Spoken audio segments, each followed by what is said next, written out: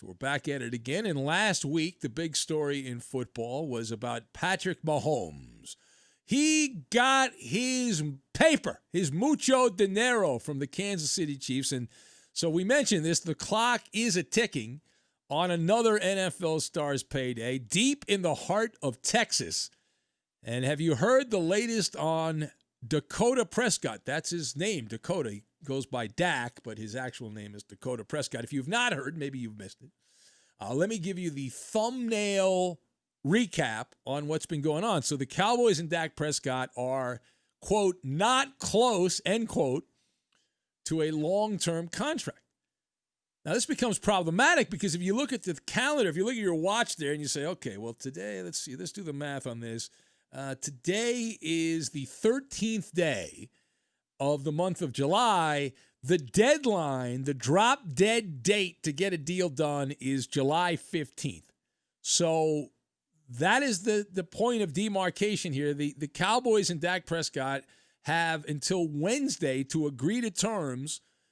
Otherwise, Dak Prescott will play out the 2020 season on the dreaded franchise tag. It's got to be worked out. Wednesday's the day. You either poop or get off the pot by Wednesday. So many in the football media establishment are of the same mindset here. They are convinced that Patrick Mahomes and his extension in Kansas City will help elevate Dak Prescott in terms of leverage.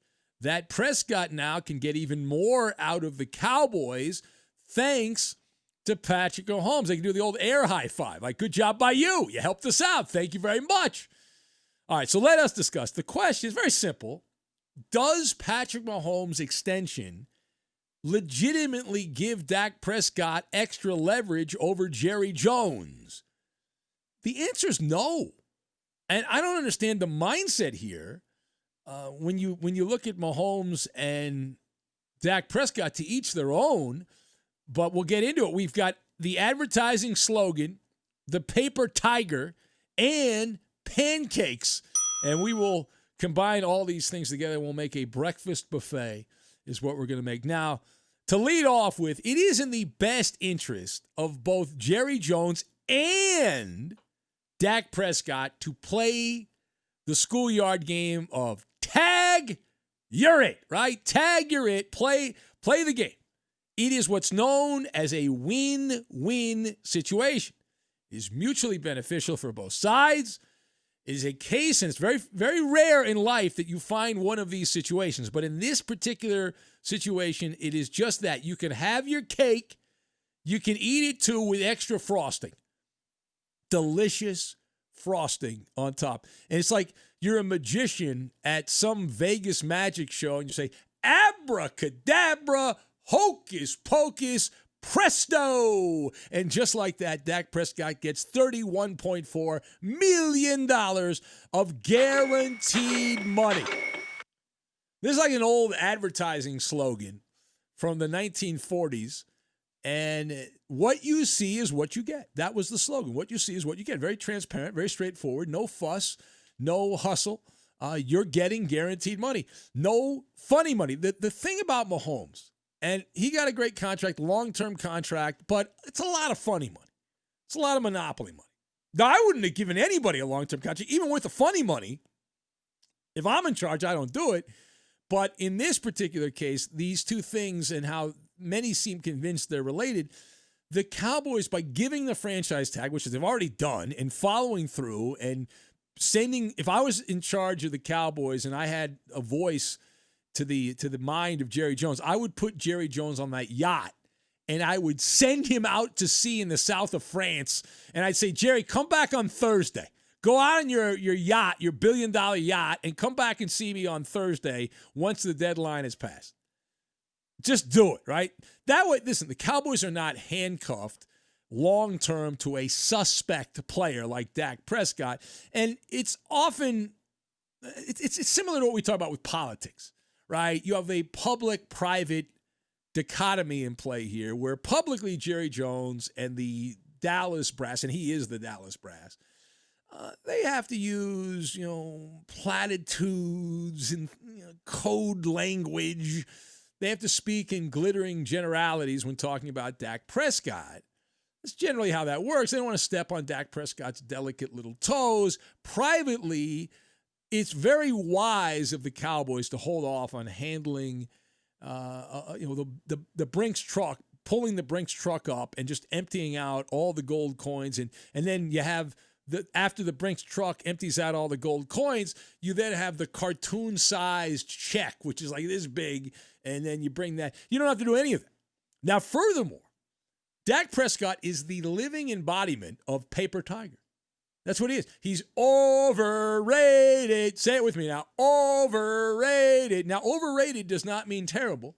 Overrated just means not as good as many people seem to think he is. And there's a lot of media sycophants that love them some Dak Prescott. And he did put up numbers last season, but when you dig a little deeper, right? On the surface, Dak Prescott looked good. But when you dig a little bit deeper, you say, wait a minute, he put numbers up against bad teams. He has been, as he has always been, inept against the top dogs of the NFL. Now, what's my evidence? Let's go to the stats. I got the stats right here, all laid out for you.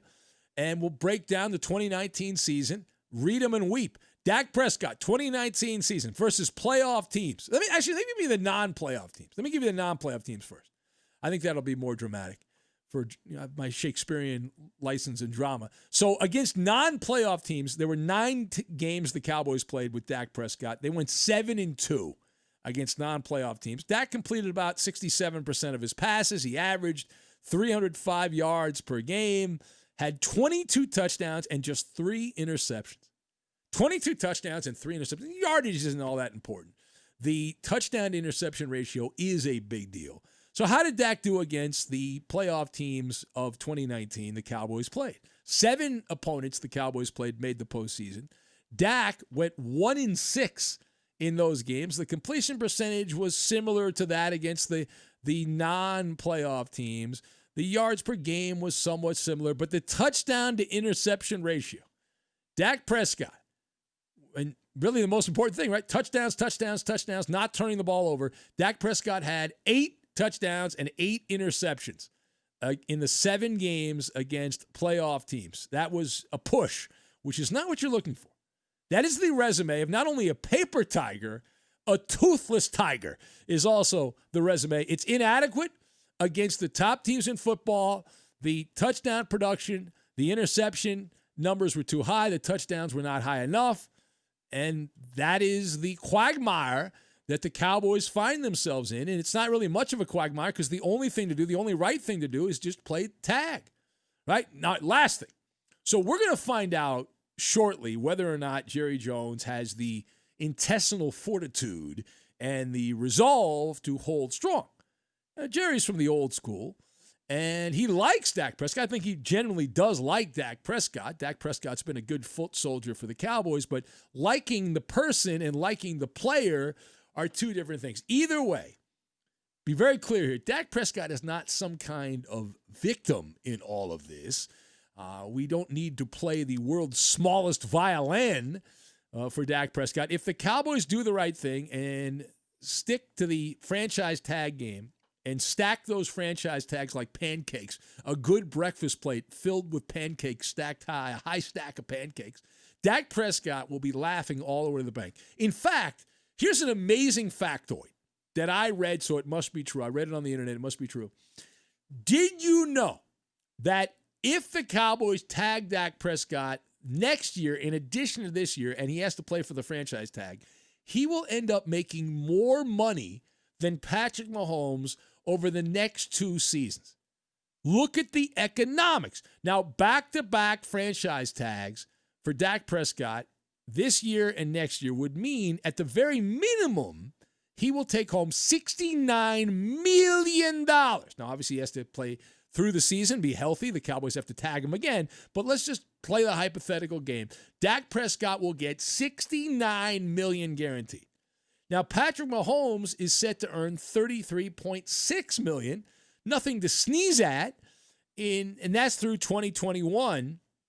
And then, of course, then the real money kicks in after that. And then the floodgates open up, and it's just a monsoon of of dead presidents that'll be raining down. But until that point, over the next couple of years, Dak Prescott will be the face of wealth in the NFL at the quarterback position if he does the right thing. He's obviously got to stay healthy, as we said, but he will be laughing all the way to the bank.